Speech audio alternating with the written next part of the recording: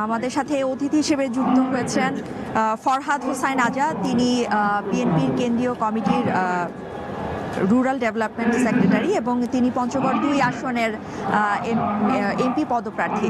আপনাকে আমাদের এখানে 71-এর স্ক্রিনে স্বাগত।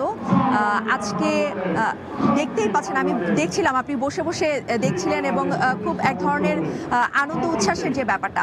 তো আপনার কাছে যদি একটু জানতে চাই যে এই যে 17 বছর আগে দেশ ত্যাগ তারেক রহমানের এবং 17 বছর পর আবার স্বদেশ প্রত্যাবর্তন, এই পুরো জার্নিতে আমি শুনেছি আপনি সাথে ছিলেন, ওনার সাথেই ছিলেন আপনি। তো আমি যদি এই পুরো জার্নিটা আপনাকে একটু ছোট করে বিশ্লেষণ করতে। ধন্যবাদ। তারেক রহমান বীরের বেশে আসবে ফিরে বাংলাদেশ।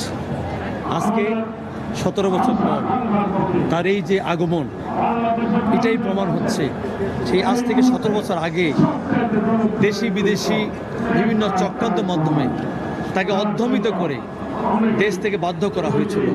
আজকে কিন্তু তারেক রহমান কোটি মানুষেরও বেশি এই সমুদ্রে আজকে উনি অবতরণের মধ্য দিয়ে প্রমাণ করলেন উনি আসলে বাংলাদেশের দেশ নায়ক, এবং ওনার উপরে যে নির্যাতন নিপীড়ন হয়েছিল সে বাংলাদেশের মানুষ, বাংলাদেশ আপামর জনসাধারণ সেটা মেনে নেয়নি।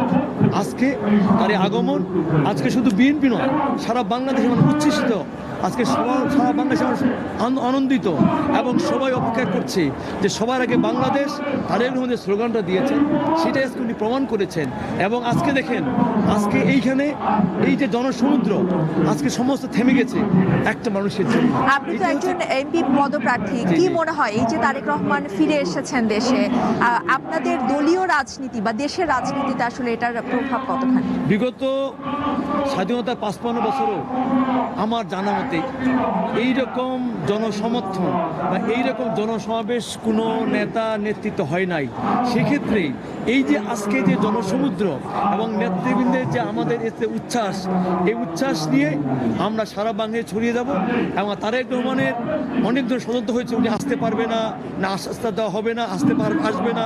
আজকে সমস্ত ষড়যন্ত্র নস্যাৎ করে উনি বাংলাদেশের মধ্যে পা দিয়েছেন। এই যে উচ্ছ্বাস, এই উচ্ছ্বাস আবেগের মধ্য দিয়ে আমার বিশ্বাস আমরা একক সংখ্যাগরিষ্ঠ নিয়ে আগামী দিনে সরকার গঠন করব।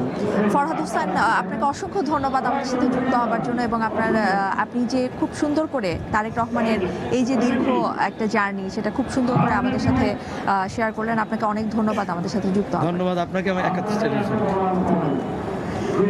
দর্শক, আমরা কথা বলছিলাম পঞ্চগড় 2 আসনের এমপি পদপ্রার্থী ফরহাদ হোসাইন আজাদ তার সাথে, এবং তিনি কিন্তু আসলে তারেক রহমান যখন দেশ ত্যাগ করেন তিনি সাথেই ছিলেন এবং পুরোটা জার্নিতে আসলে তিনি দেখেছেন যে কোন একটা পর্যায়ে গিয়ে তারেক রহমান দেশ ত্যাগ করেছেন।